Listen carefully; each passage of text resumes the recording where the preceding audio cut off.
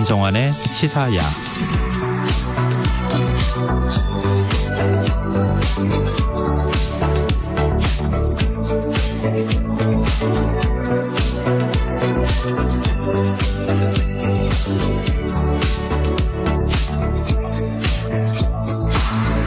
하루의 마무리, 오늘도 함께 하시죠. 시사평론가 김성환입니다. 상습적으로 마약을 투약한 혐의를 받고 있는 배우 유아인 씨가 오늘 두 번째 구속영장 실질심사를 받았습니다. 유 씨는 병원 쇼핑이라는 말이 나올 정도로 많은 양의 의료용 마약을 불법 투약한 것으로 알려졌는데요. 어떻게 이런 일이 가능했던 건지 더 깊이 들여다보는 인터뷰 시간에 마약 사건 전문 변호사와 얘기 나눠보겠습니다. 미국 연방준비제도가 기준금리를 동결하고 긴축기조를 당분간 이어가겠다고 밝혔는데요. 우리 경제엔 어떤 영향을 줄지 목요일 경제읽기 코너에서 자세히 분석해보겠습니다. 김성환의 시사에는 청취자 여러분들의 관심과 참여 기다립니다. 방송 내용과 관련해 의견 있으신 분들은 문자 보내주십시오. 당첨된 분들께는 모바일 쿠폰 보내드릴 텐데요. 참여하실 번호는 샵9730이고요. 짧은 문자 50원, 긴 문자는 100원의 이용료가 부과됩니다. 또 저희 방송을 유튜브를 통해서도 실시간으로 시청 또 참여하실 수 있는데요. KBS 1라디오 채널 들어오셔서 구독, 좋아요 많이 눌러주시길 부탁드립니다. KBS 1라디오 김성환의 시사야. 그럼 지금 시작하겠습니다.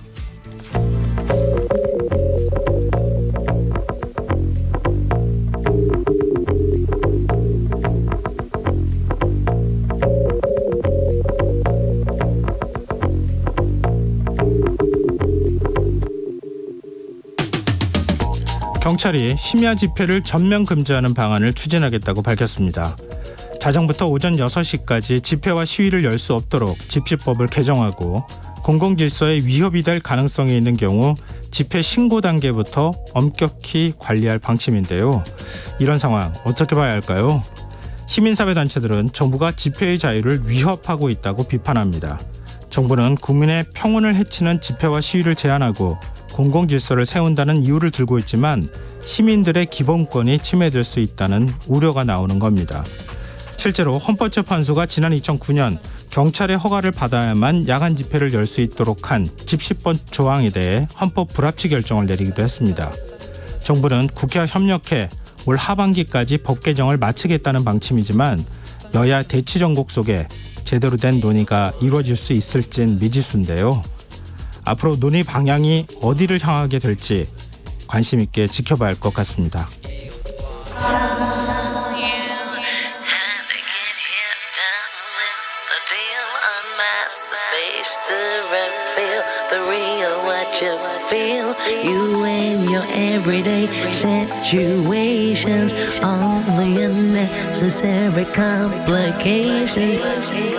오늘 밤 당신 안의 꿈틀거리는 지식충전 본능이 깨어납니다. 여러분의 자유탐구 영역 김성환의 시사야.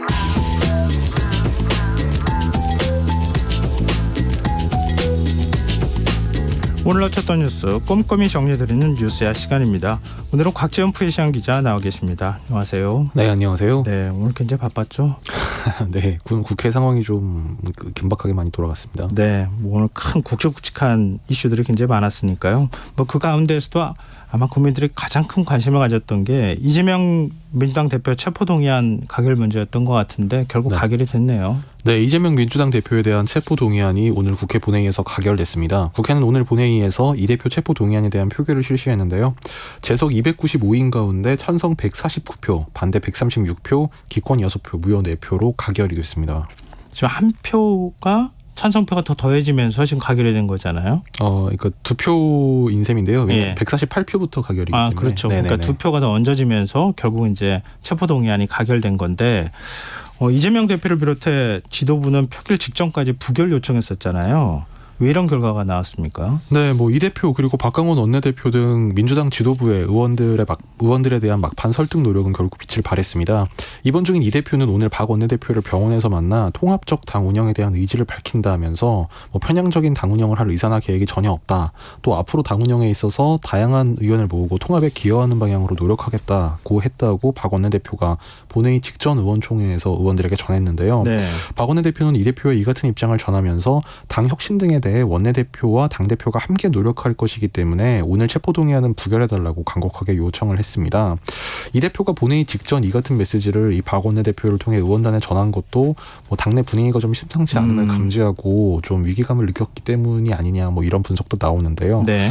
사실 이 대표가 어제 SNS에 이번 체포동의안 가결은 정치검찰의 공작수사에 날개를 달아줄 것이다 이렇게 부결을 호소하는 글을 올렸는데 네. 오히려 이에 대해서 당내에서 반발 뭐 내지 역풍이 나온 게 아니냐 이런 분석이 많습니다. 6차 체포동의안 표결이 있었을 때 그때 찬성표가 139표였었나요? 네, 지난 2월 당시에는 찬성 반대 비율이 139대 137 이렇게 나왔는데요. 이번에는 149대 딱 10표가 더 얹어진 거잖아요. 맞습니다. 네. 근데 또 상대적으로 지난번에 1차 투표했을 때 그때 무효 기권표가 20표가 나왔는데 이번에 10표 나오고 맞습니다. 그 10표가 찬성표 쪽으로 간 건 아니냐. 네, 뭐 거의 그렇게 봐야 되겠죠. 왜냐하면 반대는 오히려 한 표가 줄어들었기 때문에요.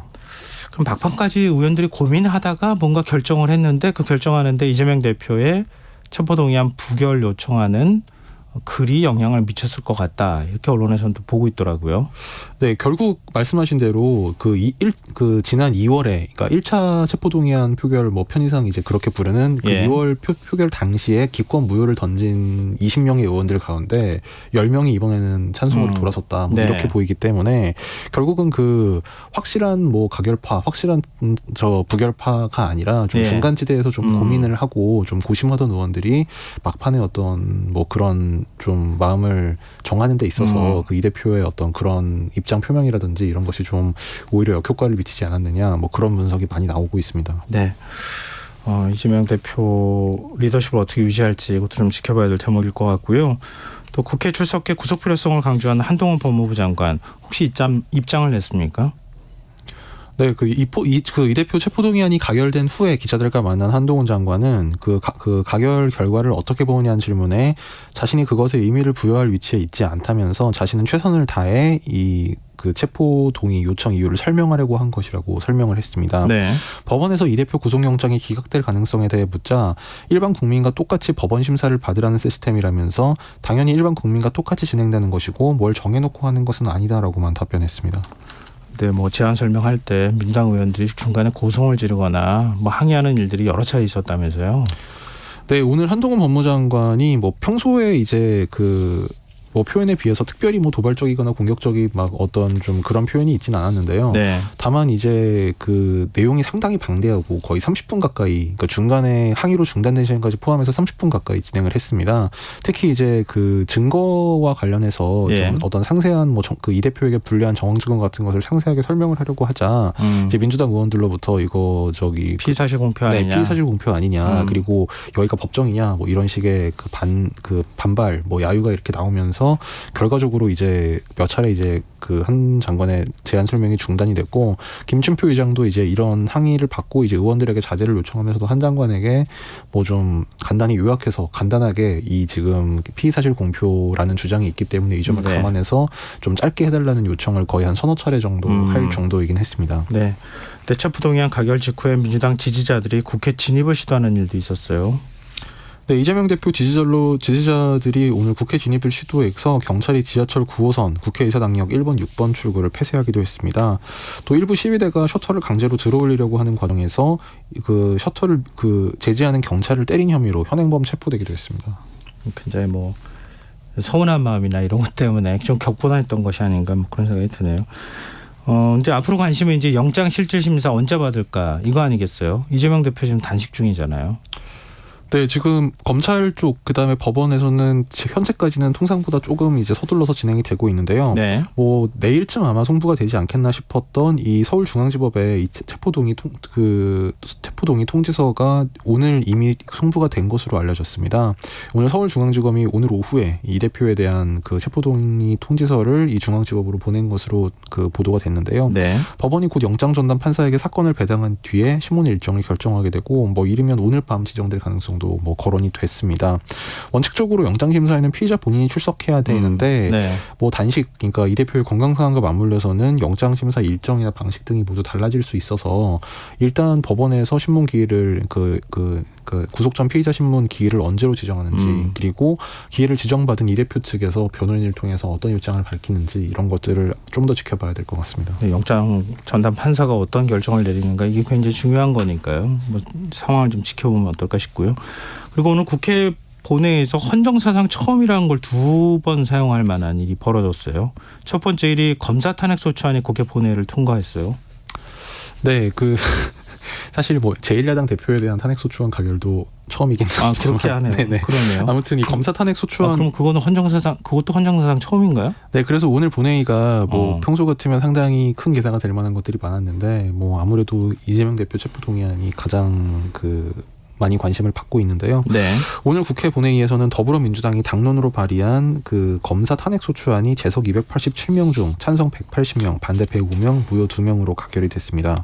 민주당 최혜영 의원은 제안 설명에서 탄핵소추안 대상인 안동환 검사는 서울시 공무원 간첩 조작 사건 증거들이 조작됐음이 밝혀지고 검찰이 위기에 처하자 이미 기소 유예 처분을 받았던 사건을 가져와 뒤늦게 보복 기소를 감행했다면서 이에 대해 대법원은 최초로 검찰의 공소권 남용을 인정했고 보복 기소임을 명확히 했다고 지적했습니다. 안 검사는 앞서 2014년 이 서울시 간첩 조작 사건 피해자 유우성 씨를 외국환거래법 위반 혐의로 기소했는데요. 이 사건은 2010년에 검찰이 해당 혐의에 대해 이미 기소 유예 결론을 내렸었고 특히 당시는 그러니까 기소한 시점 2014년은 유 씨가 서울시 공무원 간첩 조작 사건을 폭로하고 연루된 검사를 고소한 직후여서 이 검사의 어떤 보복 기소가 아니냐 이런 의혹이 있었고 결국 대법원은 2021년에 검사의 자의적인 공소권 행사라면서 유 씨에 대한 검찰 공소를 기각하게 이르렀습니다.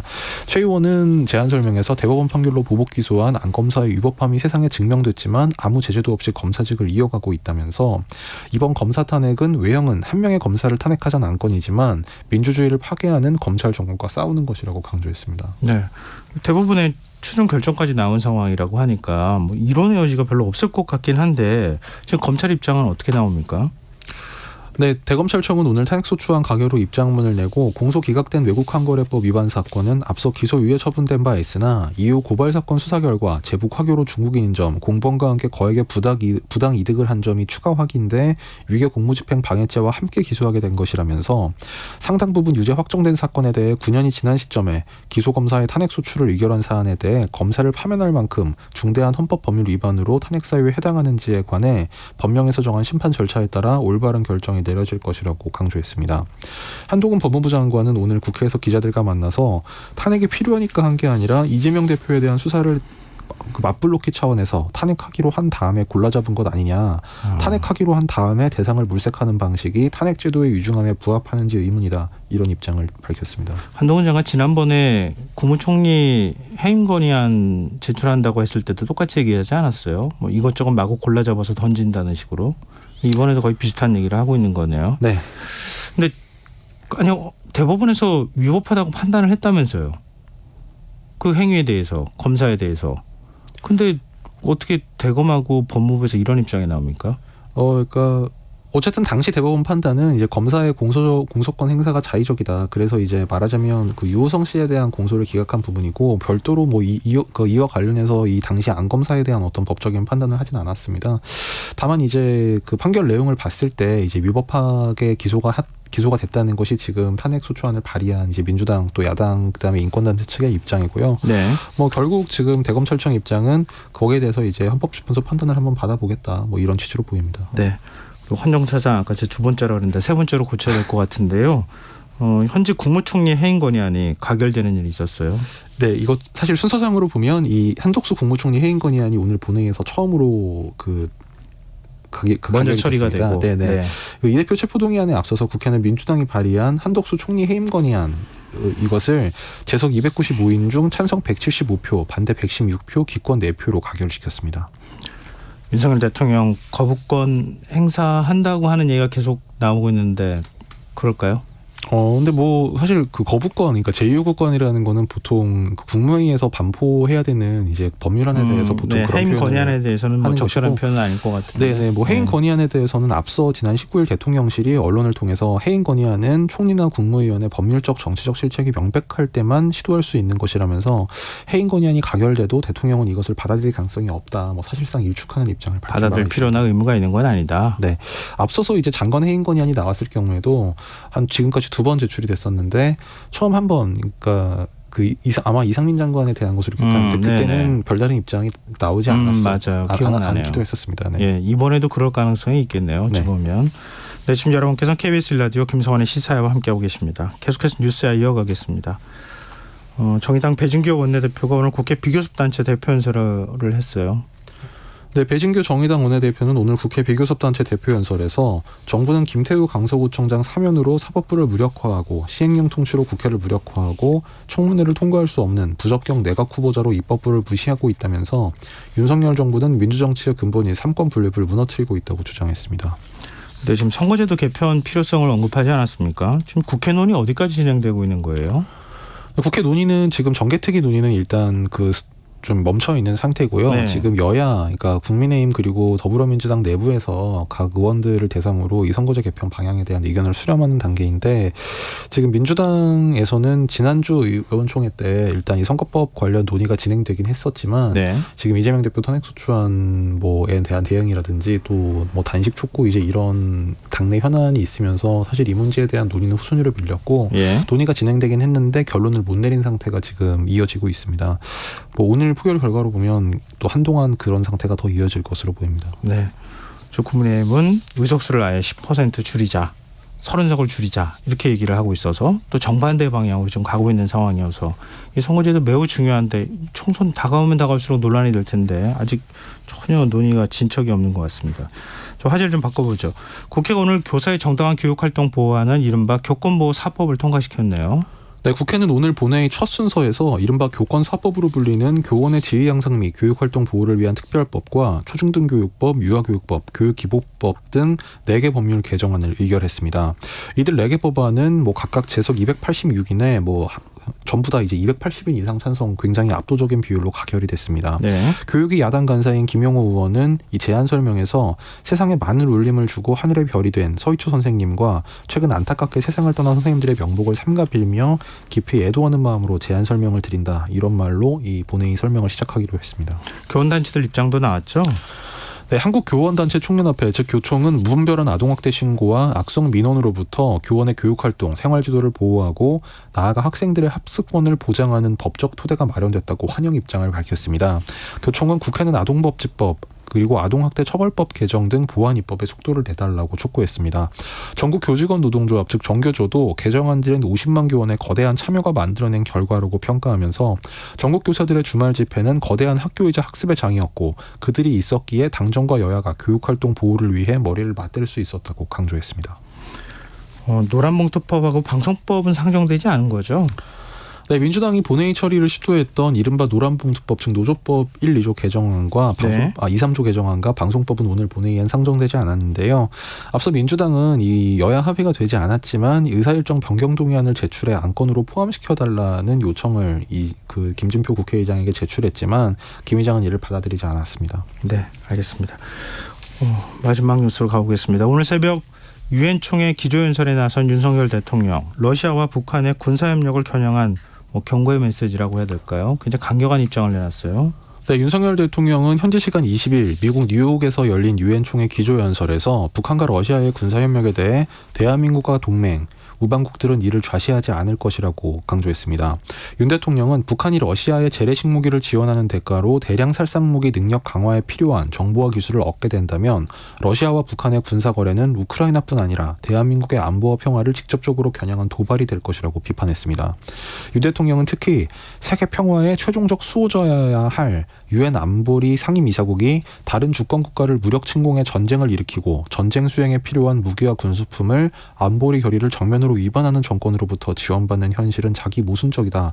러시아에 대해서 이렇게 상당히 강경한 비판을 했는데요. 네. 그러면서 이러한 상황에서 안보리 개혁이 필요하다는 의견이 폭넓은 지지를 받게 되는 것이라고 언급했습니다. 이제 이것은 지금 안보리 상임이사국의 거부권 규정을 수정하거나 인도, 브라질, 남아공, 독일 등을 포함한 상임이사국 증원 등을 지금 꾀하고 있는 미국의 행보에 보조를 맞춘 것으로 해석이 됐습니다. 윤 대통령은 또 북한을 향해선 북한의 핵과 미사일 프로그램은 대한민국 평화에 대한 직접적이고 실존적인 위협일 뿐 아니라 인도태평양 지역과 전 세계 평화에 대한 중대한 도전이라고 규탄했습니다. 네. 주한 러시아 대사관의 주한에서는 유감 표명을 했어요. 네, 상당히 강경한 반발이 나왔는데요.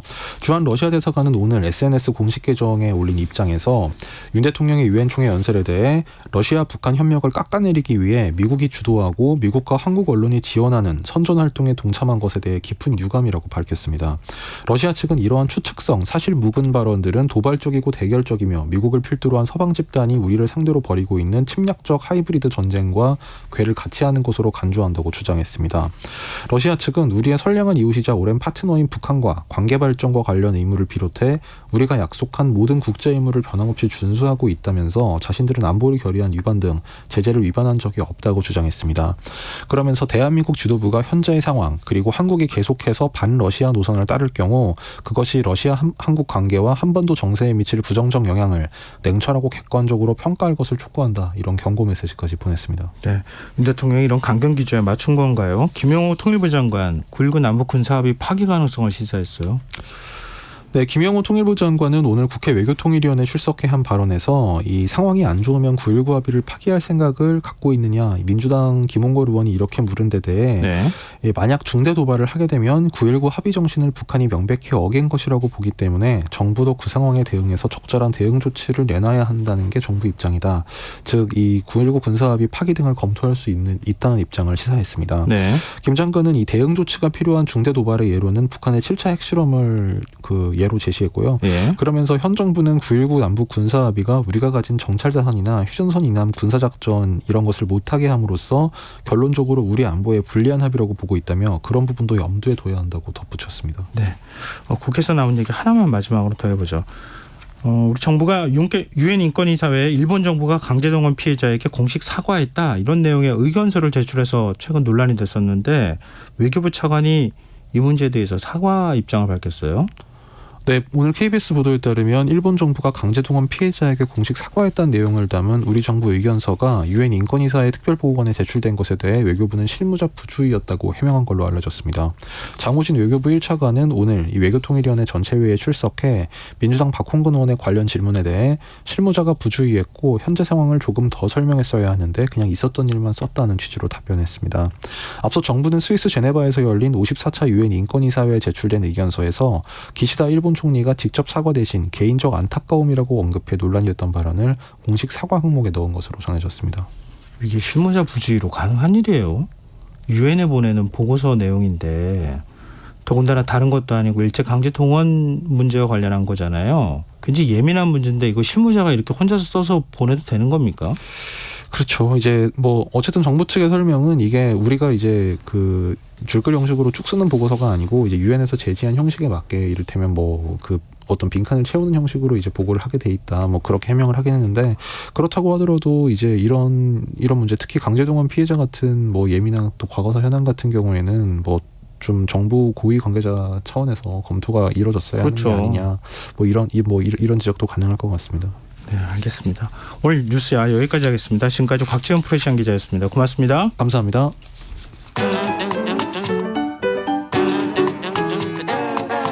일일 시사권장량 채워가세요. 골고루 담았습니다. 당신만을 위한 하루 시사 김성환의 시사야.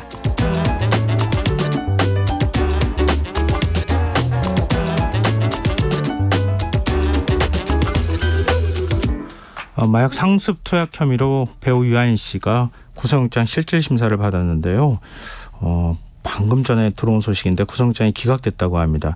일단 검찰 수사에 따르면 유 씨는 200회에 걸쳐 5억 원 상당의 프로포폴을 투약했을 뿐만 아니라 다른 사람 이름으로 수면제를 1000정 이상 처방받은 것으로 알려졌는데요. 어떻게 이런 처방이 가능했던 건지 또 말씀드렸던 것처럼 구속영장이 왜 또 기각이 됐던 건지 이 문제와 관련해서 박진실 변호사 연결해서 얘기 나눠보도록 하겠습니다. 변호사님 안녕하십니까? 네, 안녕하세요. 네, 방금 전 들어온 소식인데 구속영장이 기각됐다고 하네요. 지난번에도 한 차례 기각되지 않았습니까? 이게 어떤 판단을 했을까요? 결국은 법원 입장에서는 다툼의 여지가 있다라고 생각을 한 것 같습니다. 그렇기 때문에 구속의 필요성이나 상당성에 비추어서 이미 증거가 확보돼 있고 네. 증거가 일정하기 때문에 구속까지는 필요가 없다라고 보신 것 같습니다.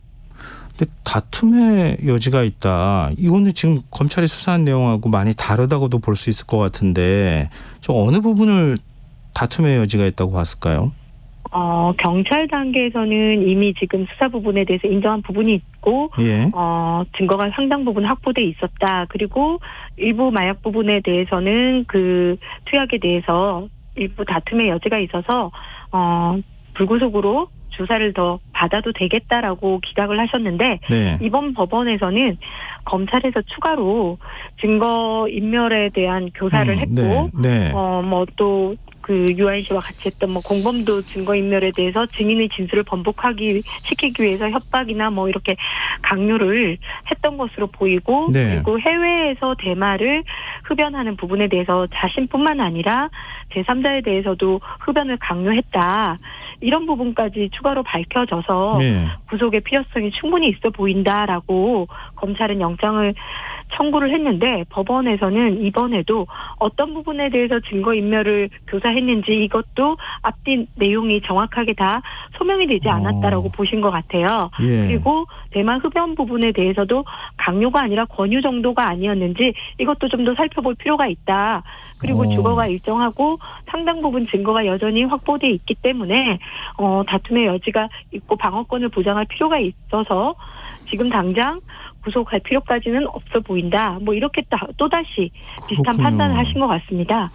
과연 수사가 어디까지 진행됐는지 갑자기 좀 머리가 혼란스러워지긴 하는데요. 네. 일단 유아인 씨가 마약 투약을 했다고 하는 사실 자체는 인정이 되고 있는 거죠. 그건 본인 스스로도 인정을 하고 있는 거고요. 그렇죠. 다만 그 대마나 그 코카인 부분도 대마는 이제 나와서 이제 인정을 했지만 예. 코카인 부분도 투약 부분에 대해서는 다툼의 소지가 좀 있었던 것 같습니다. 기각했던 내용 중에는. 그리고 프로포폴이나 이런 일부 의료용 마약류에 대해서도 예. 본인은 의료 목적으로 투약을 받은 것이다. 네. 그렇기 때문에 불법이 아니다라고 주장을 하고 있는 것 같아요. 프로포폴 그 얘기부터 부분에 좀 대해서, 질문을 네네. 드려봤으면 좋겠는데요. 이게 지난 2020년부터 약 200회, 5억 원 상당의 프로포폴 등 수면 마약류를 상습 투약했다. 이 네. 검찰이 갖고 있는 혐의 내용이잖아요. 그렇죠. 이걸 보면 아무리 의료용 목적이었다 하더라도 거의 매주 맞았다는 얘기가 되거든요.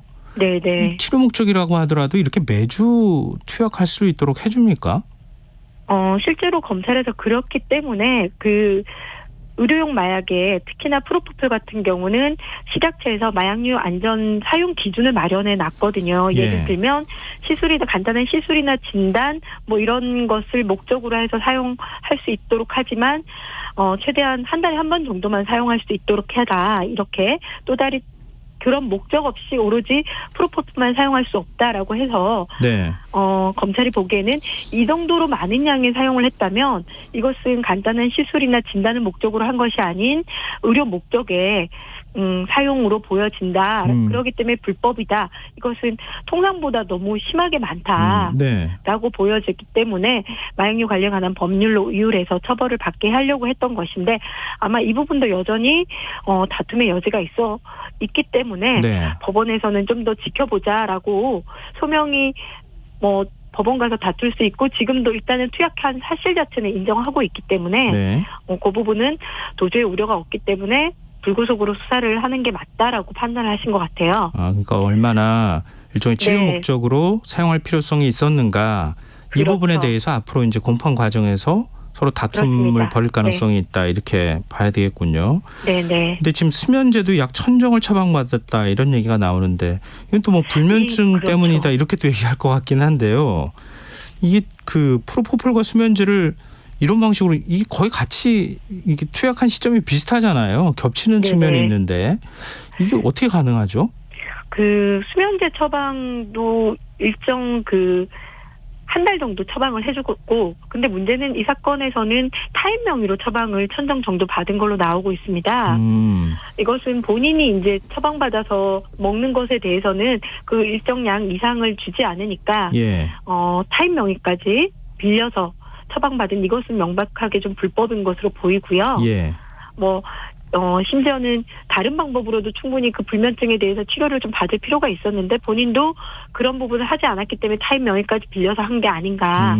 그래서 이런 부분들에 대해서도 진술을 번복시키려고 했던 것이 아닌가. 전체적인 맥락은 좀 그렇게 보여질 여지도 좀 있고 네. 그렇기 때문에 검찰에서는 영장을 청구한 것으로 보입니다. 충분히 의료 목적 외 사용으로 보이고 심지어는 타인의 명의까지 도용해서 이렇게 사용한 것이기 때문에 명확하게 불법이다라고 본 거죠. 비슷한 시기에 네네. 비싸다 수면 마취제, 수면제 이런 것으로 다 이용되는 약물들, 의료용 마약류를 그렇게 사용했기 때문에 충분히 그 프로포폴 사용도 의료 목적의 사용으로 보여진다라고 본 것 같습니다. 이렇게 처방해주는 의사는 어떻습니까? 의사 이렇게 많이 처방해도 괜찮은 겁니까? 처벌 안 받습니까? 의료 목적으로 사용하는 것으로 본인이 사용한 것에 대해서는 우리가 마약류 통합관리 시스템에 보고를 하게 돼 있습니다. 예. 그런데 이 환자가 다른 병원에서 이 똑같은 마약류에 대해서 처방받은 것에 대해서는 반드시 이렇게 확인해야 되는 의무는 없어요. 네네. 그렇기 때문에 여러 병원을 다녀서 이렇게 많은 양을 사용한다면 자신의 병원에 왔을 때는 자신이 투약하는 것만 확인이 되고 본인이 또 시술을 원한다고 해서 투약하는 것이기 때문에 의사는 의료 목적의 사용이 나는 아니었다라고 주장하지만 일정량 이상을 사용하게 되면 좀 전에 말씀드린 마약류 통합관리 시스템에 보고가 다 돼서 그게 전체적인 양이 일정 이상이 나오면 요즘 식약처에서는 그 부분을 관리를 하고 있기 때문에 수사 고발까지도 하고 있거든요. 그렇기 때문에 의사들도 과다한 양을 처방했을 때는 재판을 받게 됩니다. 근데 향경진성 의약품을 이렇게 네. 지금 말씀만 들으면은 관리를 잘하는 것 같은 생각이 들거든요. 근데 또 네. 보면 의사가 셀프 처방하는 경우도 있고 뭐 마약을 네네. 빼돌려서 유통하는 경우도 있다 이런 얘기가 나오는 걸 보면 또 관리에 허술한 점이 있는 것 같기도 하고요. 실제로 이전에는 마약류 통합관리 시스템이 나오기 전까지는 그런 게 이제 다 수기로 적고 이렇게 보고를 하는데 허점이 많아서 네. 불법 유통도 있었고 셀프 처방을 해도 그게 이제 자신이 처방하는 거 외에도 남의 이름으로 쓰고 해도 다 제대로 관리가 안 됐지만 지금은 마약류 통합관리 시스템에서 어느 정도 걸러지기 때문에 이런 게 발각이 돼서 수사를 하고 이런 부분에 문제 제기를 해서 수정을 하도록 바로 잡아가고 있는 과정인데 여전히 문제는 그런 거를 악용하는 환자들과 의사가 있는 것이죠. 예. 예, 그래서 이 부분까지도 이제 좀 더 정밀하게 방법을 만들기 위해서 무조건 그 마약류 통합관리 시스템에 보고하는 기간도 의사가 처방을 하고 10일 이내에 하기 때문에 그 공백 기간이 있잖아요. 예. 이 부분을 악용하는 사람도 있기 때문에 이 부분도 좀 더 단축을 하거나 이런 것도 있고 앞서 말씀드린 의사가 다른 병원에서 이 환자가 마약류를 처방받은 것에 대해서는 확인할 의무가 없다 그랬잖아요. 예. 그렇기 때문에 그것을 노리는 악용하는 그 환자들을 대비해서 의무조항으로 만들자 의사들이 네. 반드시 들어가서 확인할 수 있도록 네. 이런 것도 지금 법을 제안하고 있는데 의사들 입장에서는 이게 너무 업무가 과중하게 된다. 그리고 어떤 환자들은 좀 과다하게 처방할 필요도 있지 않냐. 이렇게 해서 좀 반대를 하고 있어서 이게 아직 입법화되고는 있지 않은 상태입니다. 근데 이전보다 마약류 통합관리 시스템을 통해서 많이 확인이 되고 있고 예. 지금 많이 수정이 돼가고 있는 상태인 것은 여러 통계치에서 확인은 되고 있습니다. 알겠습니다. 그리고 아까 이제 얘기가 잠깐 나왔던 거지만 일행에게 대마 흡연을 강요한 혐의 이게 이제 영장에 기재가 됐거든요. 네. 근데 이거는 강요가 아니라 권유했다 이렇게 하면은 뭐 처벌 대상이 안 되는 겁니까? 아니죠. 권유 정도로 했다라고 한다면 강요랑은 분명히 틀리죠. 강요는 의무 없는 사람을 강제로 시키는 거잖아요. 예. 근데 권유는 내가 해보니까 좋은데 너도 좀 한번 해봐. 이 정도는 범죄로 좀 보기가 어렵죠. 다만 처벌을 할 때 법원에서는 고려를 하죠. 그 투약이나 이렇게 흡연할 의사가 전혀 없는 사람한테 그렇게 권유, 본인이 하는 것도 나쁜 것이기 때문에 처벌받는데 본인뿐만 아니라 제3자한테까지 권유하는 것은 이거는 굉장히 더 죄질이 나쁘다라고 처벌할 때 고려가 되는 것이죠. 네, 알겠습니다. 말씀 들어보니까 이게 또 그동안에 언론 보도된 거하고 비교해보면 다툼의 그렇죠. 소지가 상당히 많아 보이기도 하고 네. 앞으로 법정에 가서 어떤 얘기가 나오는지 좀 지켜봐야 될 것 같고요. 네. 일단 그러면은 유한 씨는 구속영장이 2차례나 기각이 됐기 때문에 네. 더 이제 추가로 영장이 청구되거나 이러지는 않겠죠. 그냥 계속 네, 더 불구 이상은 상태에서 아마 재판받겠죠. 네, 더 이상은 영장을 새로 재청구하지는 않을 것 같고 이 상태에서 이제 기소를 할 것 같습니다. 네, 알겠습니다. 최근에 그 용산에서 있었던 집단 마약 사건에 대해서 좀 여쭤보고 싶은데요. 네, 경찰이 연루가 됐다 이런 얘기까지 지금 확인되고 있는 상황이에요. 네 맞습니다. 어느 정도 심각한 사건이었습니까? 실제로 지금 저희 이런 사건들을 이렇게 보다 보면 예. 언론을 통해서도 보지만 현장에서 제가 만나는 의뢰인들을 보더라도 뭐 경찰뿐만 아니라 공무원, 일반 회사원들 그리고 유학생, 학생, 대학생 정말 평범하고 어린 나이의 친구들도 되게 많습니다. 굉장히. 네. 그렇기 때문에 이제는 뭐 일부 뭐 유흥업소에 다니는 사람들이라거나 뭐 조폭이라거나 또는 연예인이라거나 이렇게 어떤 계층을 구별지어서 뭐 그런 사람들만 마약한다고 볼 수 없는 상황이 된 것이죠. 지금 마약 사범이 뭐 10대, 20대, 30대부터 시작해가지고 뭐 어떤 직업이나 이런 구분도 없을 정도로 이렇게 광범위하게 그 마약이 퍼지고 있다 이렇게 뭐 정부에서 계속 얘기하는 거 아닙니까? 검찰도 그러고 있고. 근데 이 마약이 우리 사회에 확산되는 걸 막기 위한 방법이 어떤 게 있느냐. 네. 논란도 많고 대안도 많이 나오는데 막상 그냥 마약 사범을 처벌한다고 하는 소식 말고는 잘 없어요. 그런 내용들이. 실제로 여지껏은 처벌 위주가 많았고 네. 치료 대화를 좀 더 강화해야 된다라고 얘기했지만 별로 그 부분은 많은 예산이 투여돼야 되기 때문에 네. 실제적으로 이루어지지는 않았죠. 그러다 보니까 우리나라 같은 경우는 재범률이 계속 30%, 뭐 36%, 35% 이렇게 통상 절도 재범률이 22%에 비해 이렇게 비교하더라도 네. 굉장히 높은 것이거든요. 네. 그렇기 때문에 이 중독된 사람들이 회복되지 않고 마약 사범들이 계속 반복하는 것이죠. 나와서.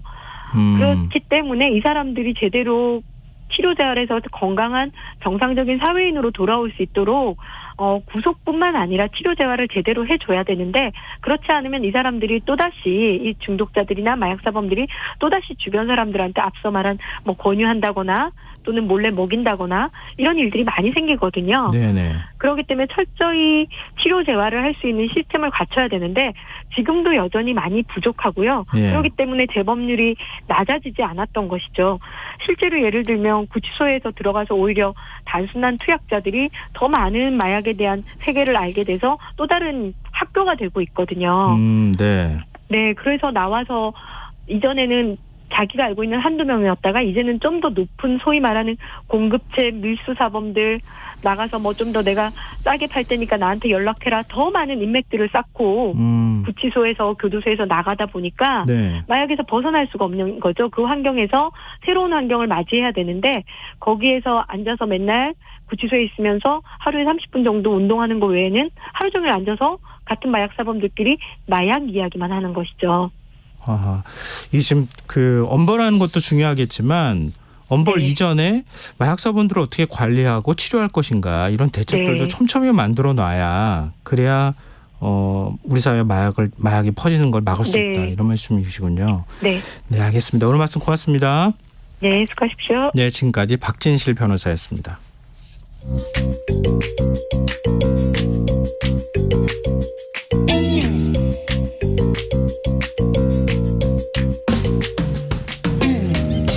복잡한 정책부터 실무 경제와 투자까지 눈여겨봐야 할 경제 이슈 깊이 있게 살펴보는 시간입니다. 경제읽기 경향신문 박병렬 경제부장 전화로 만나보겠습니다. 안녕하세요.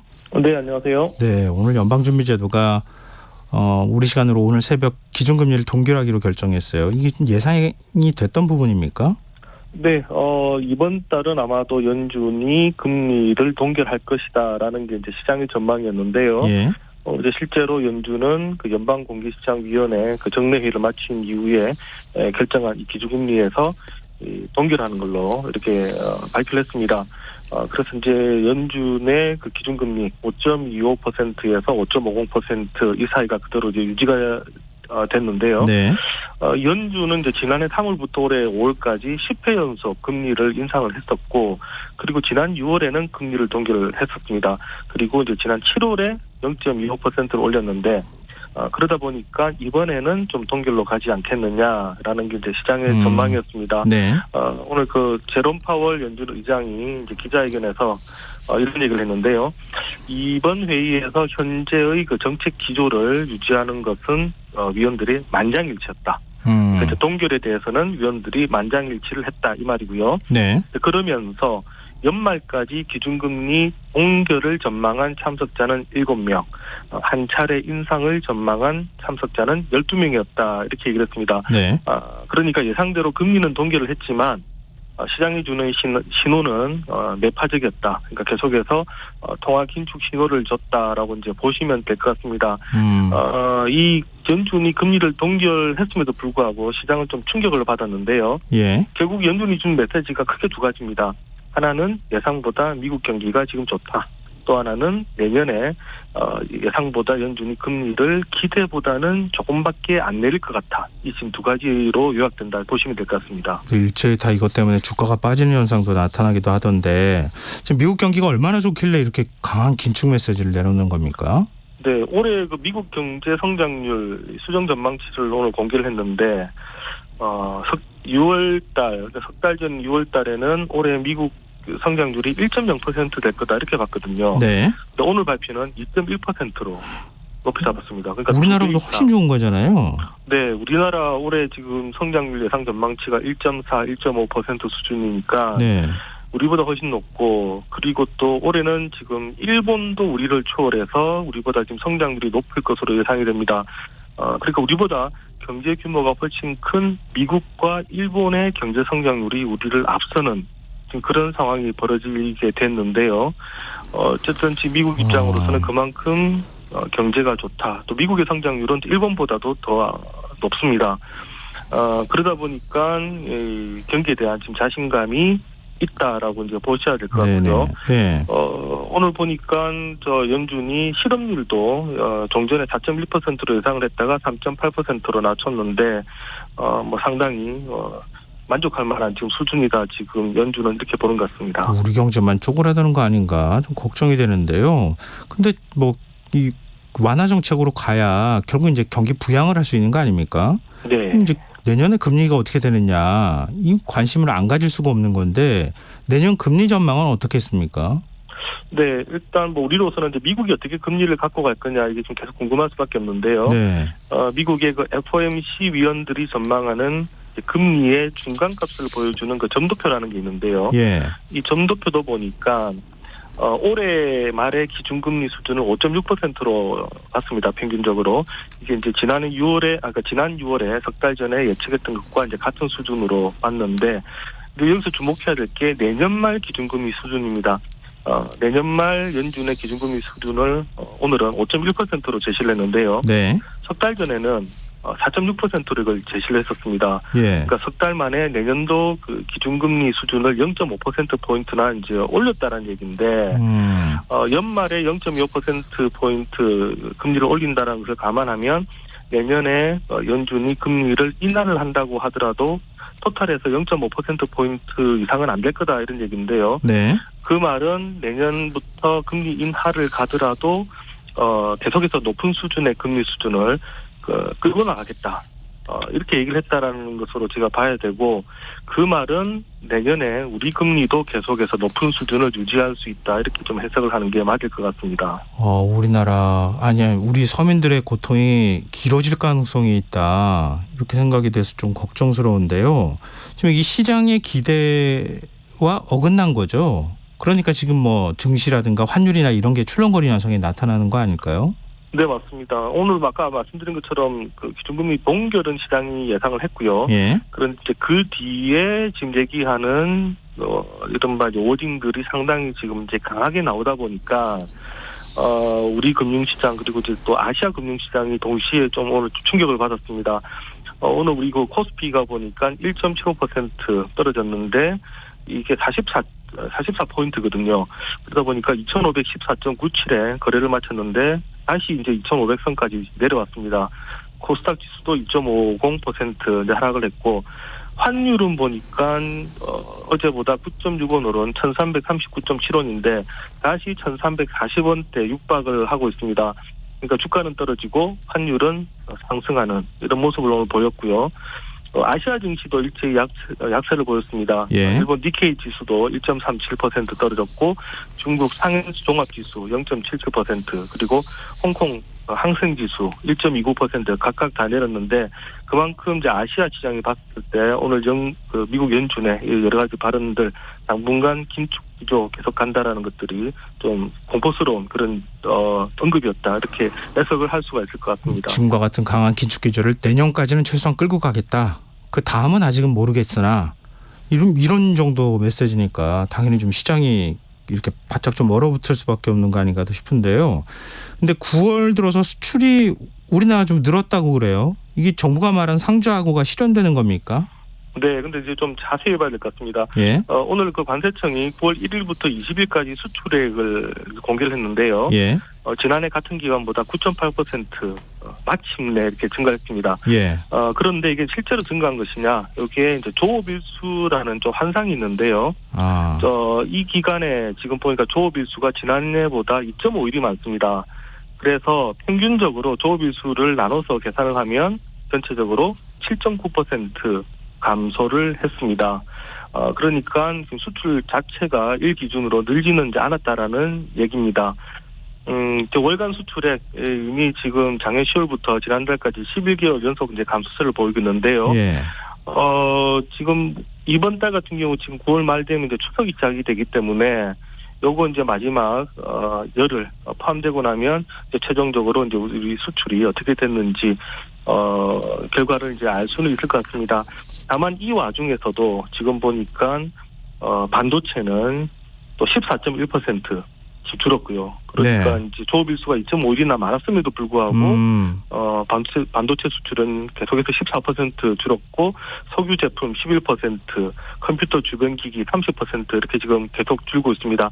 반면에 지금 승용차가 49%, 철강 25%, 선박 74%가 늘면서 전반적으로 수출이 이제 는 것처럼 나타났습니다.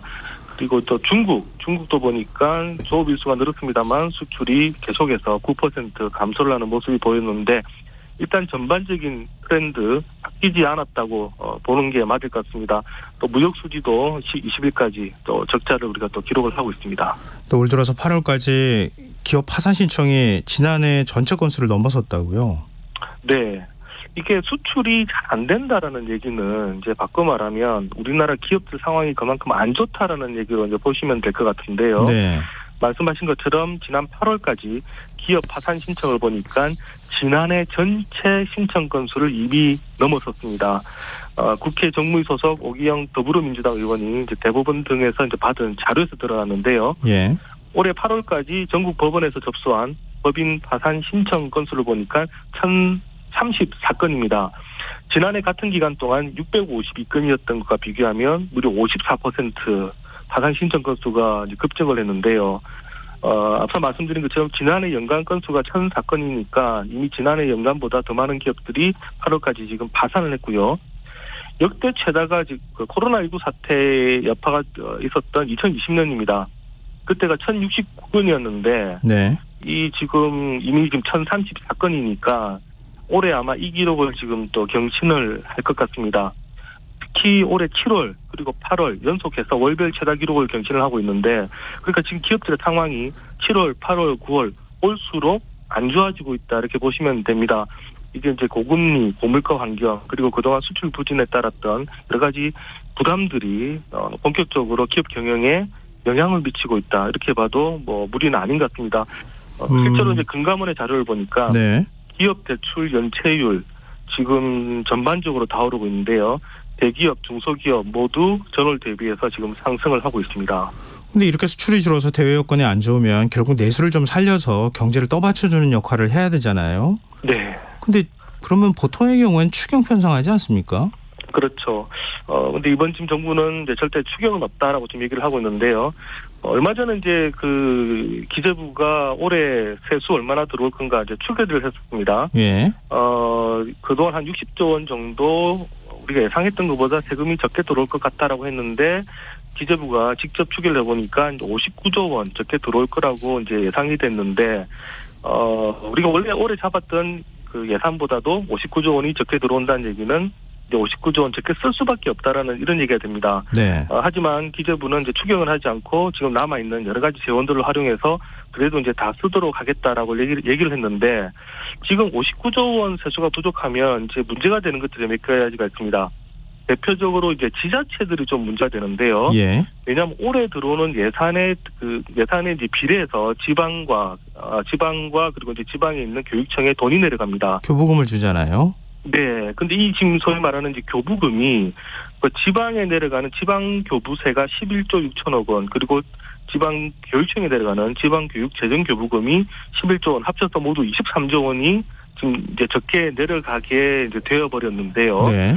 이제 지금 보면 이제 지방이 이제 쓰는 돈 중에 지방 교부세가 원래는 올해 이만큼 들어올 것 같아서 이미 이제 1월 달부터 나눠서 지금 보내고 있습니다.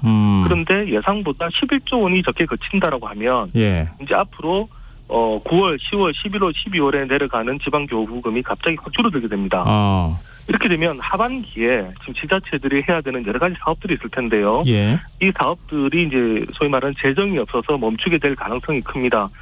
지방 사업 중에 뭐 여러 축제도 있을 것이고 또 여러 상품권이라든가 또 복지에 들어가는 이런 돈들이 많을 그렇죠. 텐데 네. 결국 이 말들은 이제 보통 때는 지방에 이 돈이 풀리면서 경기를 부양하는 역할을 하게 되는데 이 돈이 상당히 이제 부족하게 되면서 올 하반기 아마도 지금 지자체들 추석 끝나고 나면 상당히 지금 재정이 부족해서 어려움을 겪을 가능성이 크고요.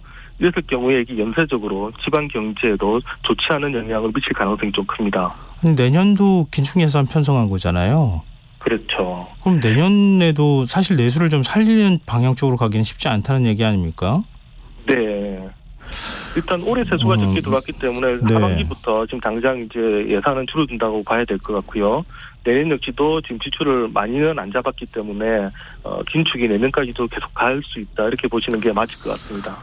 국회 예산 심사 과정에서 어느 정도 증액이 가능할지 모르겠는데 지금 뭐 기재부나 뭐 대통령실 입장은 더 늘리기는 어렵다는 쪽으로 자꾸 가는 것 같은데 과연 어디까지 증액이 될지 이건 좀 지켜봐야겠네요. 하여튼 이래저래 좀 걱정이 되는 소식이었던 것 같습니다.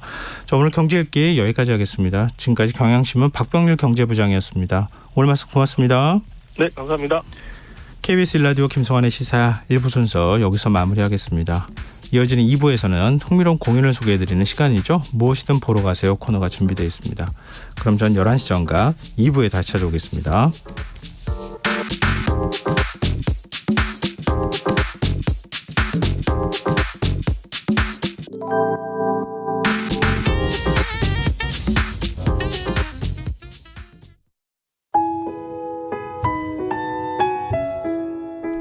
청취자 여러분, 위기가정을 찾아주세요.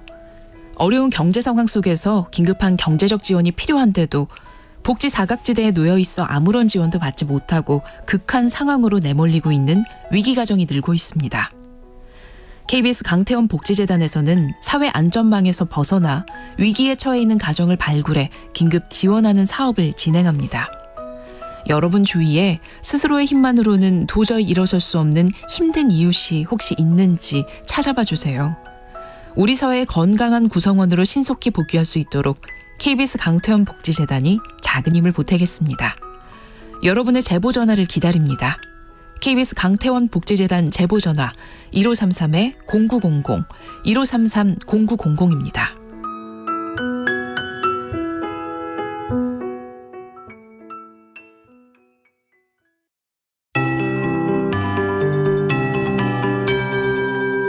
KBS 58분 날씨. 내일 중부지방은 대체로 맑겠고 남부지방과 제주도는 대체로 흐리다가 낮부터 맑아지겠습니다. 아침까지 내륙을 중심으로 가시거리 200m 미만의 짙은 안개가 끼겠고 강원 산지와 해안에도 안개 끼는 곳 있겠습니다. 교통안전에 유의하시기 바랍니다.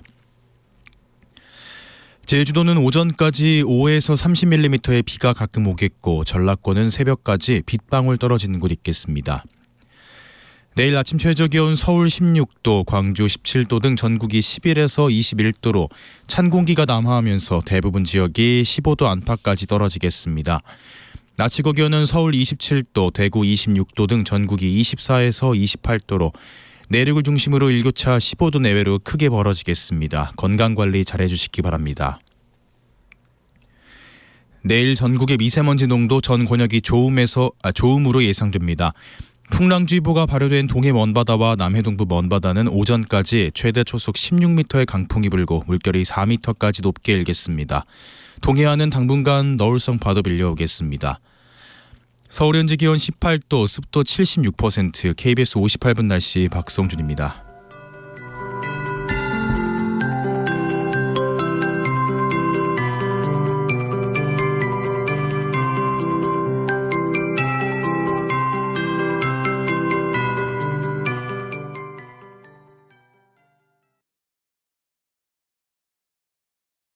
정성을 다하는 국민의 방송 KBS가 11시를 알려드립니다. AM 711kHz, FM 97.3MHz, KBS 1라디오입니다. HLKA.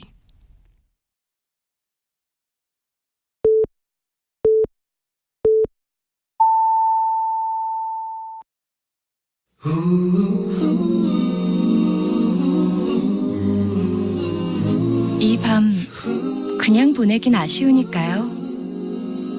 당신의 하루의 끝까지 야무지게 채워드립니다. 당신의 지식 충전소 김성환의 시사야.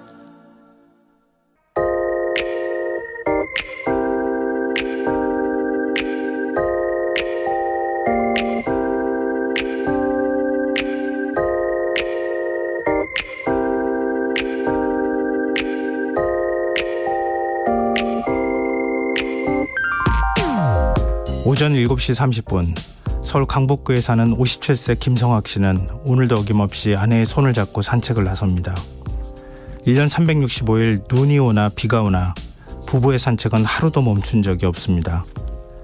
수년째 아내의 손을 꼭 잡고 다니는 부부를 보며 속 모르는 사람들은 유난스럽다고 수군대지만 성학 씨는 개의치 않는다고 말합니다. 우리 집사람 잃어버리지 않고 내 옆에만 있으면 됩니다. 평범한 주부로 자식 셋을 남부럽지 않게 키워낸 아내 박선아 씨는 3년 전 기억을 잃기 시작했습니다. 나이 만 54세에 초록이 치매. 이때부터 선아 씨는 남편이 출근한 사이 집 밖으로 나갔다가 길을 잃는 횟수가 잦아졌고 차에 칠 뻔도 여러 번. 아내를 혼자 놔둘 수 없었던 성학 씨는 작년 3월부터 회사를 그만두고 아내를 전담해 돌보고 있다고 합니다. 경찰청에 따르면 배회하다 실종되는 치매 환자는 한 해 평균 10,000명 이상, 매년 100명 이상이 사망 후 발견될 정도로 상황이 심각합니다. 한국일보가 한양대 치매 배회 연구팀과 함께 치매 노인 32명이 부착한 감지기 데이터 6개월치를 분석한 결과를 보면 도시에 사는 치매 노인이 10번 외출에 8번 길을 헤맸다면 시골 치매 노인은 10번 중 2차례만 배회했다고 합니다. 도시가 시골보다 길도 복잡하고 노인들을 자극할 상황이 많기 때문이죠. 자녀와 함께 거주하거나 평소 외출을 많이 하는 치매 노인은 배회 확률이 훨씬 낮았다고 합니다. 일본 큐슈 동쪽에 자리 잡은 인구 10만의 작은 도시 오무타시. 안전한 배회를 정착시키기 위해 매년 치매 환자 실종 모의 훈련을 실시하고 있다고 합니다. 시청이 10,000명이 가입되어 있는 물자 발신 시스템 애정넷을 통해 실종자의 신상 정보와 실종 위치 등을 전송하면 시민들이 수색에 동참하는 방식입니다. 경찰과 소방, 공공기관은 물론이고 버스와 택시기사, 약사, 은행 직원 등이 협조하는 건 물론입니다. 치매 극복의 날, 현실로 닥친 치매의 고통, 온전히 환자와 그 가족이 감당하도록 하는 게 맞는 건지 한번 고민해보면 어떨죠? 지금까지 오늘의 발견이었습니다.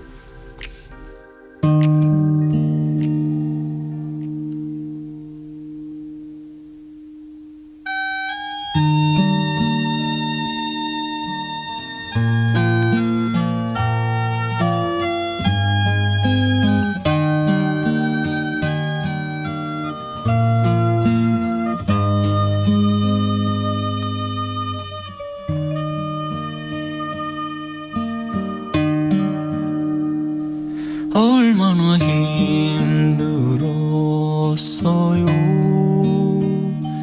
누구한테 말도 못하고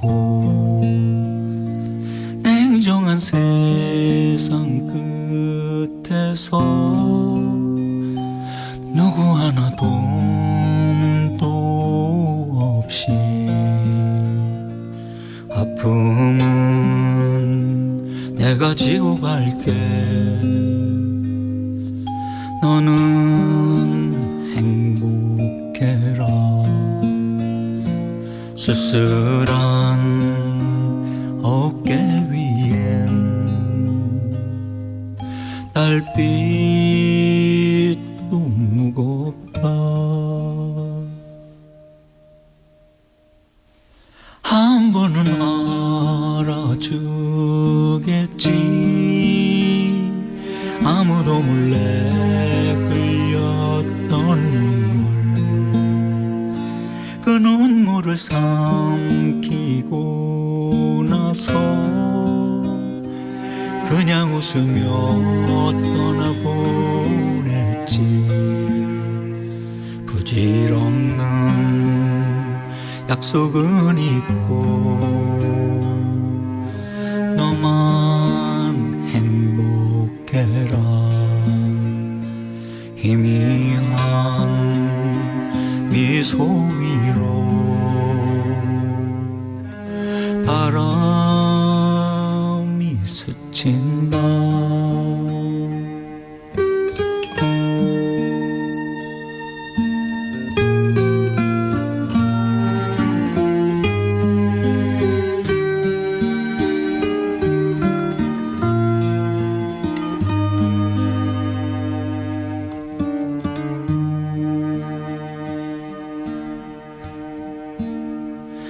사는 게 이런 거겠지. 내가 묻고 내가 대답하고 지나간 세월은 짧고 기다리는 날들은 길고 내일이 온다 해도 길은 아직 멀다. 무거운 발걸음에 해가 저문다.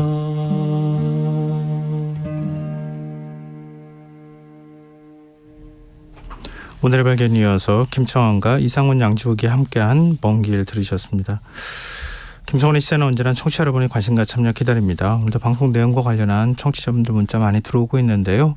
휴대전화 뒷자리 620 쓰시는 청취자분께서 저희 친정엄마도 치매 초기인데 남일 같지 않네요. 다행히 엄마는 심각한 상태는 아니지만 정상이 아니기에 항상 신경 쓰인답니다. 가족도 알아보지 못할까 봐 걱정도 많고요. 이렇게 문자 주셨습니다. 5571님. 이 멸치 건너 치매 환자라는 요즘 시급히 관련 대책이 만들어져야겠어요. 치료 방법이 생긴다면 더없이 좋으련만 이렇게 문자 주시기도 하셨습니다. 그러게요. 많은 분들이 그 치매 환자를 옆에 가족으로 두신 분들은 뭐 더 두말할 필요가 없을 것 같고요. 굉장히 큰 고통이 있고 또 같이 함께하는 시간 자체가 쉽지 않아서. 근데 내가 만약에 앞으로 그렇게 된다면 이라고 걱정하시는 분들도 굉장히 많이 계세요. 저도 그런 생각을 해본 적이 있거든요. 내가 이렇게 되면 이렇게 해줘 라고 하는 얘기를 저도 아내한테 한 적이 있습니다. 이게 정말 남 일이 아닙니다. 우리 사회가 이런 부분에 있어서 좀 더 세밀하게 뭔가 이렇게 준비해 나가면서 고통을 좀 덜어주는 작업을 하면 얼마나 좋을까. 이게 온전히 다 가족들이 감당해야 될 일일까 하는 생각을 치매 극복의 날 다시 한번 생각해 봤습니다. 네, 청취자분들 문자 정말 고맙습니다.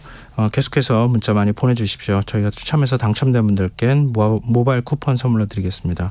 참여하실 문자 번호는 샵 9730이고요. 짧은 문자 50원, 긴 문자는 100원의 정보 이용료가 부과됩니다. 콩 게시판 KBS 1라디오 유튜브 채널을 통해서도 무료로 참여하실 수 있습니다. KBS 1라디오 김성환의 시사야와 함께하고 계신 지금 시각은 11시 8분입니다.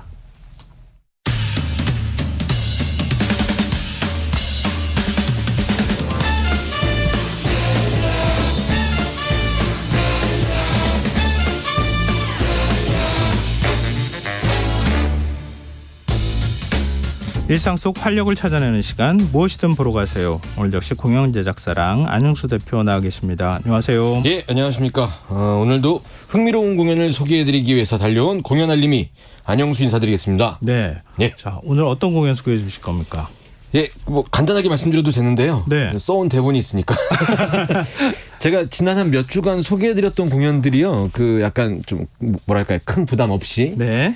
뭐 편하고 즐겁게 보실 수 있는 작품들을 소개를 해드렸더라고요. 그러니까 바로 전에 그 우리나라 원조 걸그룹 이야기 다룬 뮤지컬 시스터즈라는 작품 소개해드렸었고. 요즘 기사 많이 나오더라고요. 네, 그 프레스콜 한번 한 다음에 이제 그 실제 걸그룹 했었던 그 원조 선생님들 다 모셔갖고 예. 무대 위에 쫙 모신 거예요. 감동의 뭐 도가니탕이었습니다. 예. 문화면이나 이런데 그냥 굉장히 크게 기사가 나오고 예, 이제 거 봤어요. 문화부 기자들이 너무 쓰기 좋을 만한 기사거리기도 하고 네. 의미도 있고. 예. 그리고 이제 그 전에 두 명의 배우가 막 20여 가지의 캐릭터를 모자를 막 바꿔 써가면서 했었던 네. 막 헷갈린다 그랬잖아요. 네, 구텐버그라는 공연 말씀드렸었고 이건 지금도 굉장히 성황리에 잘 되고 있고요. 네. 그 전에는 뭐 AI 양철이라는 친구가 나오는 그 좀 귀엽게 보이는 네. 남녀노소 누구나 즐길 수 있는 공연 오즈라는 작품을 제가 소개해드렸는데 뭐 누구나 다 보시면서 재미있게 보실 만한 공연을 소개해드리는 것도 좋은데 이게 약간 내내 그렇게 되면 약간 공연의 어떤 그 다양성이 좀 그런 것 같아서 네. 오늘은 오랜만에 좀 진지한 주제로 함께 고민할 만한 이야기를 다룬 작품을 하나 갖고 왔습니다. 네. 바로 뮤지컬 타오르는 어둠 속에서라는 작품이거든요. 타오르는 어둠 속에서요? 예, 근데 약간 낭만적인데 제목은? 그렇게 느껴지세요? 아닌가요? 전 포스터랑 같이 봐서 그런가 봐요. 아. 시커멉니다. 아, 그래요? 근데 이제 사실 공연을 전공하셨거나 네. 아니면 희곡에 관심 있으신 분들은 이 제목을 많이 들어보셨던 작품이실 거예요. 네, 이게 1950년도 정도에 초연됐던 작품인데 그 작품의 설정이나 주제 때문이라도 연극으로 몇 년 만에 한 번씩 계속 종종 이렇게 올라갔던 작품이거든요. 그런데 이 작품을 이제 우리나라에서 전 세계 최초로 라이선스를 획득해서 전 세계 최초로 뮤지컬로 만든 그런 작품인 거죠. 네. 전 사실은 공연 대본을 본 적이 없어요. 희곡 대본을 본 적이 없는데 최근에 어떤 분이 저한테 추천을 해줘서 별로 그렇게 두껍지 않은 대본을 좀 읽어봤어요. 근데 느낌이 굉장히 다르더라고요. 희곡 이렇게 그 역할 이름 써 있고 땡땡 네네, 있고 대사 있고 이런 네네. 대본을 읽어보신 적이 없어요? 없었어요. 근데 이번에 그 책을 가지고 읽어봤는데 굉장히 느낌이 새롭게. 분명히 어리셨을 때 아니면 자녀가 어렸을 때 읽어보셨을 텐데 거기 영수가 철수의 학교 가자 이런 거. 그거는 그 약간 국어책이고요. 네. 근데 이제 그런 희곡을 읽으면 약간 이게 자기도 모르게 역할에 따라서 눈으로 읽는데 목소리 톤이나 이런 것도 약간 다르게 정립이 되고 그 읽다 보면 이제 재밌었죠. 혼자 드라마 보는 것 같고. 그러니까 배우가 어떻게 대본을 소화하느냐가 매우 중요하겠구나 이런 생각을 좀 그렇죠. 딱 그 희곡 대본을 읽으면서 느꼈습니다. 예. 하여튼 뭐 얘기가 좀 격추로 빠져버렸는데요. 근데 재밌어요. 희곡을 읽으셨다니까 반갑고 그렇습니다. 네, 타오르는 어둠 속에서라고 하는 작품은 뭐 제목만 놓고 보면 햄릿이나 뭐 로미오와 줄리엣 뭐 이렇게 우리한테 아주 익숙한 그런 작품하고는 좀 다른 것 같은데요. 예, 딱 이제 그 공연 전공자나 희곡에 관심 있는 사람들과 그냥 일반 사람들과의 구별 지을 수 있을 만한 희곡인 것 같아요. 왜냐하면 그분들한테는 다 알고 있는 그런 하면은 많이들 알고 있는 작품이라고 하더라고요. 어떤 내용이에요? 아예 그냥 공연 내용을 잠깐 간단하게 말씀드리는 게 제일 편할 것 같아서 말씀을 드리면 어느 장애인 학교가 있습니다. 이 장애인인데 이곳에는 이제 시각 장애인들이 계신 곳인데 시각 장애인 학생들이죠. 이 시각 장애인들이 이 학교가 마치 이 세상의 전부인 것 같이 그렇게 살아가고 있어요. 행복하게. 자신들한테 장애가 있다는 사실까지 잊을 정도로 편안한 행복한 삶을 살고 있는 그런 학교거든요. 그런데 이 학교에 이그나시오라는 학생이 딱 오면서부터 문제가 이제 발생이 돼요. 어떤 문제냐면 이그나시오라는 학생이 학교 안에 다른 학생들이랑은 좀 다르게 그렇게 행복해 보이지 않는 친구인 거예요. 그러니까 장애가 있다는 사실을 스스로 모른 채 하지 않는다는 의미로 받아들이시면 될 것 같아요. 여기 있는 원래 학생들은 자기한테 전혀 불편함 없이 장애가 있다는 사실을 인지하지 못할 정도로 우린 이거는 그냥 별거 아니야. 우린 사는데 아무런 지장이 없어. 이렇게 생각하고 살고 있는 거였었죠. 근데 이그나시오는 예. 장애를 인식하고 있는 상황이었다. 스스로 장애를 인식하고 있고 예. 어느 정도 나는 지금 현재 불편한 상황이다라는 걸 인정하는 거죠. 그러니까 이런 이제 이 이그나시오라는 캐릭터는 그런 성격의 사람이고 이 이그나시오가 오기 전에 이 학교에 모두가 이제 행복하게 생활을 하고 있던 이 학교의 대표격인 카를로스라는 인물과 이제 대립을 이루게 되거든요. 네네. 이제 학교 입장에서는 모범생이라고 생각했던 이 카를로스와 이그나시오가 이제 그 알력이 이제 시작되게 되는데 네. 이 과정에서 본인들의 아픈 상황을 잊고 행복하게 살려고 했던 여태까지 그 학생들, 네. 이 학생들이 조금씩 나한테는 이런 한계가 있나 하면서 방황하게 되는 그런 이야기를 다루고 있는 작품이거든요. 그러니까 그 이그나시오의 대척점에 카를로스라고 하는 모범 학생이 그렇죠. 있었다는 거잖아요. 예. 학교와 네. 학생들을 대표하는 카를로스. 예. 예. 그러니까 전혀 장애를 인식하지 못하고 행복하게 살았던 그 친구들이었는데 네. 어느 날 바깥에서 누가 전학생 같이 이그나시오가 와서 네. 이건 아니야, 이건 불편한 거야. 네. 이거는 이렇게 하는 거 아니야. 나는 굉장히 불만이 많아. 네. 이렇게 얘기하기 시작하면서 학교 갈등이 시작된다는 거죠. 그렇죠. 그러니까 이그나시오라는 친구가 들어와서 그런 것들에 대해서 이야기하고 여기에 대해서 여기 다니는 학생들이 나도 그런 건가? 라고 생각하게 되는 학생 수가 점점 늘어나게 되는데 예. 여기에서 이제 문제가 생기게 돼요. 이그나시오를 따르는 사람들 중에서는 아까 말씀드렸던 이 카를로스의 연인도 있고 네. 또 다른 친구 엘리사라는 인물의 연인인 미겔이라는 친구도 이제 포함돼요. 이게 예. 극 중에 주요한 인물들이죠. 예. 이제 이 커플들이 서로 다른 견해로 인해서 멀어지게 되고 결국은 사실은 이 이그나시오가 주장하는 것이 맞다고 믿게 되는 사람들이 한 명씩 생기게 되는데 네. 이 생기는 그룹에 있는 사람들과 카를로스가 멀리하게 되고 이그나시오랑 가깝게 되게 되고 이렇게 그 대립이 되게 되는 거죠. 근데 이 이그나시오의 얘기에 귀를 기울이기 시작한 사람들의 얘기는 어떤 의미냐면 네. 여태까지 자기네가 행복하다고 생각했던 그 행복이라고 얘기했던 그 기본이 허구 속에서 만들어진 것이라면 너는 장애가 있지 않아라고 장애가 있는 게 아니야. 우린 불편한 게 아니야라고 얘기한 허구에 있는 것이라면 네. 이건 진짜 행복이 아니라고 생각하게 되는 거죠.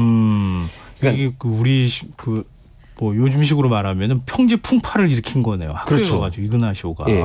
그리고 사실 그냥 이렇게 그 겉에 어떤 이야기의 껍데기만 보고 나면 네. 장애가 있지만 이 친구들이 굉장히 행복하게 살고 있게 만들어준 게 좋은 제도인 것 같고 괜찮은 것 같은데 이거는 현실을 제대로 바라보지 못하게 만드는 어떤 이런 것들을 상징하거든요.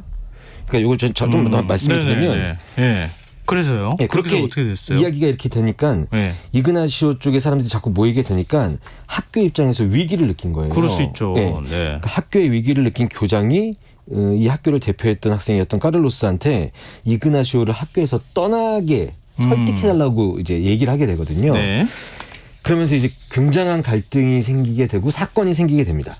근데 이 부분부터는 이제 너무 스포일러가 다 되는 것 같아서 여기까지만 제가 줄거리를 말씀드릴 수 있을 것 같아요. 왜 이게 스토리가 무거운지, 네네네. 왜 그렇게 말씀하셨는지 제가 이해가 조금 되네요. 네. 굉장히 고민할 부분들이 많아 보여요. 네, 지금 얘기만 들어도. 보고만 있어도 우리가 생각하는 가치가 어떤 게 더 좋은 거지 이런 생각을 하게 되기도 하고요. 네네. 그러니까 이 작품을 그 스페인 극작가 중에 안토니오 부에로 바에오라는 사람의 작품이라고 하는데 네. 이분이 그 아는 지인 중에 맹인학교에 다니는 지인이 있었대요. 네. 이분이랑 이야기하다가 이 이야기를 이제 구상하게 되었다고 하고 이 희곡을 시작으로 해서 이 희곡이 굉장히 대표적인 희곡이고 이 희곡을 시작으로 해서 이 실명, 그러니까 맹인, 눈이 안 보이시는 이 실명에 관련된 소재로 많은 이야기를 다뤘다고 하고요. 여기서 이제 실명, 이 어떤 특수한 장애를 갖고 계신 분을 어떻게 얘기하는 것이 아니라 네. 이 실명이라는 장애를 인간의 한계라는 의미로 상징적으로 이제 사용을 했다고 하더라고요. 예. 그래서 이제 장애라는 소재를 통해서 장애인뿐만 아니라 일반인들한테도 우리가 살면서 겪을 수 있는 어떤 현실의 한계 또는 이제 불평등, 차별 막 이런 거 있잖아요. 뭐 4년제 대학 졸업자. 보고 있는데 모든 사람이 보고 있는데 누구는 그렇게 느끼지 않는데 누구는 그렇게 느끼는 거잖아요. 그렇죠. 예. 보지 못하게 만들어버리는 이 사회 제도 뭐 이런 거 있지 않습니까? 그런 것에 대한 사회 부조리를 날카롭게 지적하는 그런 글들을 많이 썼다고 하고요. 예. 조금 전에 말씀드렸지만 이제 이 작품에서 이그나시오는 사실 평화롭던 곳에 무슨 돌덩이를 던진 것 같은 이런 사람처럼 표현이 될 수도 있는데 네. 사실은 이그나시오가 진짜 희망, 진짜 진실이 뭔지를 찾아가는 희망이나 빛으로 상징적인 인물로 사용이 되어지고요. 예. 원래 학교에서 대표가 됐었던 이 카를로스라는 인물이 현실에 안주하고 뭐 잘못된 것을 알면서도 그냥 덮어버리고 그냥 다른 사람 눈을 가리는 그렇죠. 예. 예. 그런 어둠을 상징한다고 하더라고요. 그래서 이 얘기를 듣고 나서 제목을 다시 한번 살펴보면 타오르는 어둠 속에서라는 제목이 그렇군요. 예, 의미가 딱 다르게 이제 느껴지기 시작하는 거죠. 그러면은 왠지 그런 거 있잖아요. 우리 과거 뭐 우리도 비슷한 시절이 있었고 권위주의 시절을 겪었으니까 약간 민중가요 같은 게 나와야 될 것 같은 분위기는 느낌이 있는데요. 그렇죠. 저희한테는 이제 저희는 큰 세력이 있으니까 민중가요가 필요했는데 이건 학교라는 단체의 어떤 굉장히 공연 보면서 이제 드라마를 쭉 이어가다 보면 묘한 갈등 구조를 계속 겪게 되는데 그러다가 큰 사건이 나면 그때부터 와 하면서 여러 가지 생각을 하게 되는. 지금 노래 준비해 오셨잖아요. 네, 준비했습니다. 어떤 느낌일지 굉장히 궁금한데요. 평화롭던 학교에 어느 날 갑자기 등장한 이 이그나시오가 부르는 넘버인데 노래 넘버 제목에 모두 장님이니까 이렇게 되어 있어요. 노래 제목이. 근데 이제 사실은 그 장님이라는 표현보다는 시각장애인이라는 표현이 맞는데 이제 공연의 어떤 제목이고 그리고 이 이그나시오 역시 실명을 갖고 있는 친구거든요. 그래서 극중 장애를 가진 인물이 자신의 상황을 설명하면서 부르는 넘버니까 그 부분은 너무 불편하게 듣지 않으셨으면 좋겠습니다. 네, 함께 듣고 오겠습니다.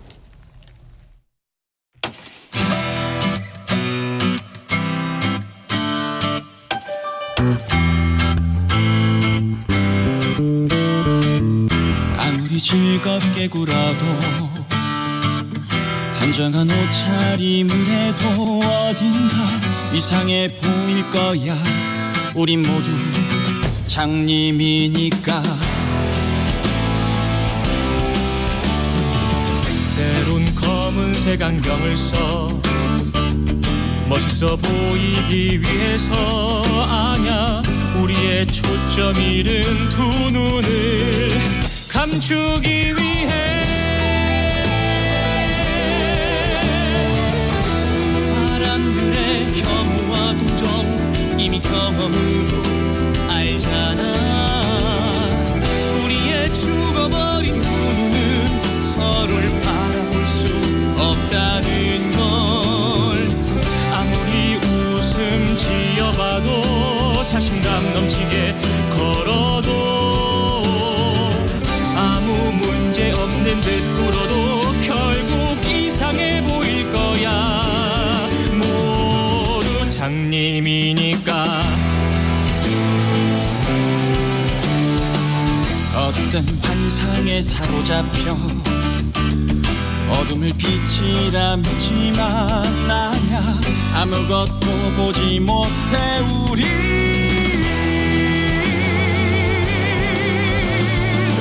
헛된 환상에 사로잡혀 어둠을 빛이라 믿지만 아냐.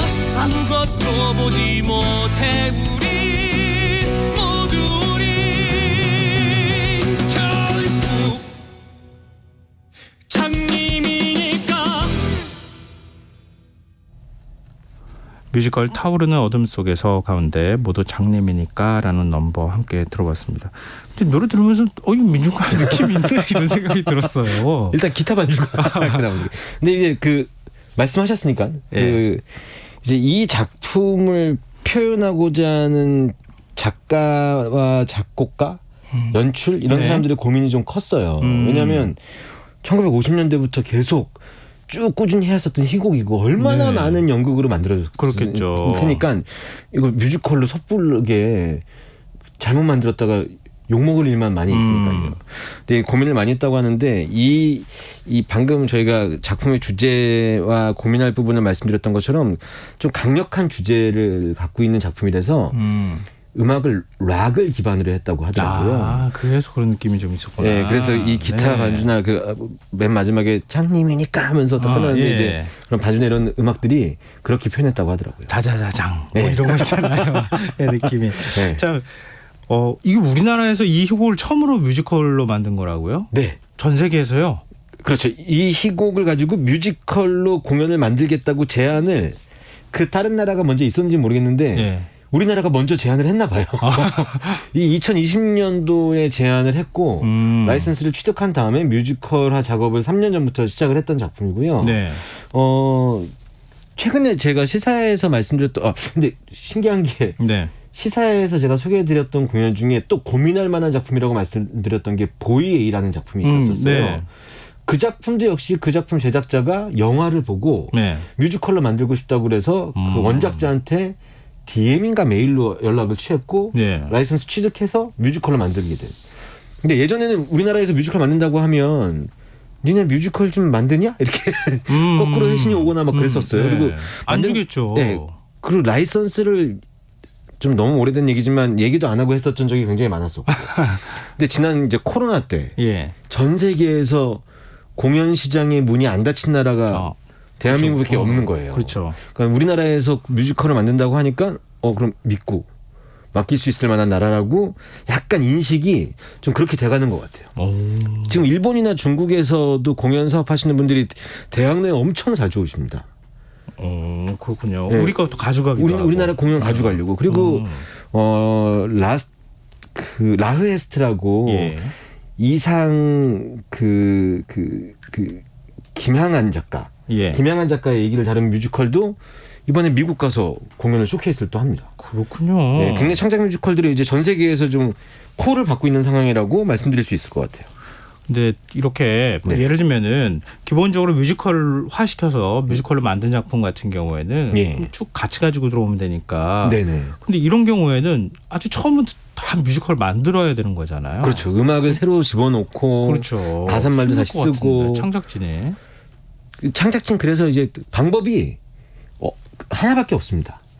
능력 있는 국내 그렇죠. 창작진과 이 창작진이 도전의식을 갖고 있는 창작진을 만나야 되는데 이 작품은 이 공연을 올리기만 했다 하면 매진이 되는 사회참이라는 공연 제가 네. 여기서도 소개해드렸는데 네. 이 공연을 만든 콤비가 있어요. 그 성종환 연출, 김은영 작곡 뭐 이런 사람이 있거든요. 네. 이 멤버들이 이제 이 작품에 또 투입이 되면서 몇 년간 오랜 시간 동안 연구하고 공부하고 살짝 그 내부적으로 쇼케이스 같은 것도 하고 하면서 수정 보완 작업을 거쳐서 이제 좀 성공할 만한 작품으로. 우리 원래 그 대중가요에서는 이런 경우에 네. 히트 제조기 뭐 그렇죠. 이렇게 표현하잖아요. 맞아요. 예, 예. 딱 그런 느낌입니다.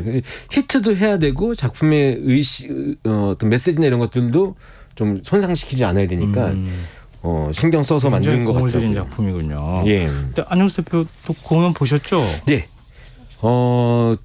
인상 깊은 장면 여러 가지가 있고 뭐 음악이나 뭐 표현이나 예를 들어서 안무가가 있는데 네. 이 등장 인물들이 거의 다 시각 장애를 갖고 있는 사람들이잖아요. 네. 그러니까 일반적인 뮤지컬에서 나오는 안무로는 이게 좀 캐릭터랑 연결이 좀 안 되는 거예요. 그러니까 이 안무가가 그렇다면은 이 등장 인물들의 몸의 방향, 그다음에 이 등장 인물들이 갖고 있는 어떤 선 이런 것들을 위주로 해서 안무를 짰다고 하더라고요. 이런 디테일이 좀 숨어 있고 가장 눈에 띄는 연출적인 장면은 연극에서도 사용되어지고 뮤지컬에도 사용되어지는데 이 작품의 2막 정도에 가면 중간에 완전 암전을 시킬 때가 있습니다. 네. 그러니까 보통 공연 내에서는 씬과 씬이 이어질 때 살짝 암전이 들어가기도 하고 그렇게 되는데 이런 암전 말고요. 네. 무대 위에 모든 불을 싹 다 꺼서 예. 극 중에 남아있는 인물들이 세상을 어떻게 바라보고 있는지를 순간 관객한테 체험시켜버리는. 근데 이게 막 그 이머시브 공연에서 관객들이랑 중간에 게임도 하고 이런 호흡도 있는데 이 공연은 그 캐릭터가 갖고 있는 감정을 관객들한테 한 번에 확 나눠주는 거죠. 순간적으로 이렇게 느낌이 확 오면서 뭔가 뭉클함 같은 함도 있겠는데요. 뭉클함이라기보다는 일반 사람들이 한 번도 느껴보지 못한 이상한 공포 이런 느낌이 느껴지면서 이 공연의 말하고 싶어하는 메시지 모두가 만약에 같은 조건이라면 뭐 이런 것들 있지 않습니까? 이런 것들이 전달이 아주 크게 되는 그런 작품이라고 생각하시면 될 것 같아요. 그 말씀 들으니까 이거 어떤 걸까 한번 경험해보고 싶어 하는 생각이 좀 드는데요. 네, 그렇게만 들으시는 분들이 생각해 주셨으면 좋겠습니다. 끝으로 노래 한 곡 더 준비해 오셨죠? 예, 노래 한 곡 더 있습니다. 이 새로운 창작 뮤지컬들 나오면 노래 한 2곡 정도는 들려드려야 관객분들이 좀 관심 가져주실 것 같아서 중간에 그 이그나시오 넘버 들려드렸는데 반대쪽에 있는 카를로스의 넘버 내 자리라는 넘버거든요. 이 넘버가 어쩌면 현실에 살고 있는 우리 모두한테 해당되는 그런 가사말들이 아닌가 싶어서 이 노래로 한번 갖고 와봤습니다. 네, 알겠습니다. 오늘 이 시간 여기서 마무리하겠습니다. 무엇이든 보러 가세요. 랑 안영수 대표와 함께했습니다. 고맙습니다. 감사합니다. 김성환의 시사야 오늘도 K컬처 특집 오디오 웹툰 드라마 편성 관계로 평소보다 조금 일찍 마무리하겠습니다. 모바일 쿠폰 당첨자는 홈페이지 공지사항에서 확인하실 수 있습니다. 끝으로 뮤지컬 타오르는 어둠 속에서 가운데 내 자리라는 넘버 들으시고요. 전 내일 다시 찾아뵙겠습니다. 고맙습니다. 흔들리는 물결에 지나가는 바람에 모두 다 떠나가도 나 홀로 버려진 이곳에 휩쓸고 간 악몽